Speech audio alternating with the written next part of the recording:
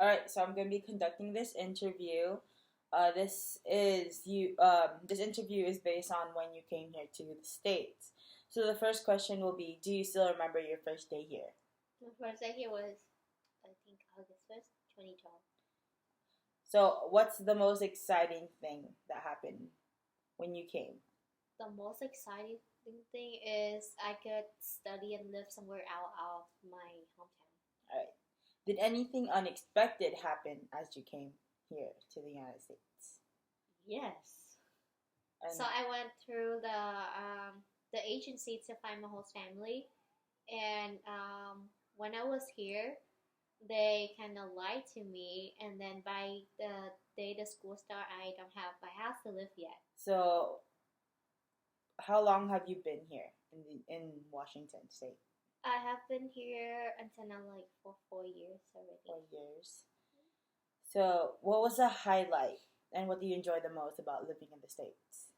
I enjoy the food here and the people here. There is like multicultural, even at school and outside and in my neighborhood. That's what I like about it. What is a typical day back in your home country?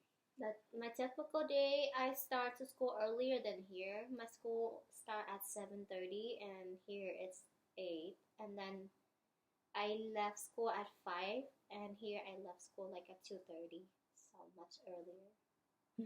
How would you compare it to now, though? Like you living there and here? I can manage time better. Here? Yeah, because it's more independent now since my parents are not here. All right, so let's go back to the days um, when you made the decision to move here to Washington. What were the motivations you had to come here? So I went here for a better education and to be independent out of my parents. What was the impression formed out of that, though? Like, did it meet your expectations? Like, did really, were you really able to live really independently without your parents? I got like it's somewhat independent, but all my monies are like under my parents, so they still pay for my rents and they pay for my transportation and school. But other than that, I have to do everything by myself. So, if you had the chance to make the decision again to either move here or not, to like stay back in your home country, would your outcome still be the same? No, it will be totally different because I have my parents take care of me every single day.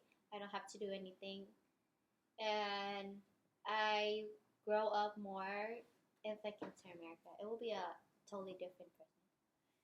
All right, but would you like say back then? Would you still make the same decision to move here? Oh, I would. Yeah, I would still moving because I rather start to move early than later after high school because it's harder for me to catch up with all the kids here in the United States.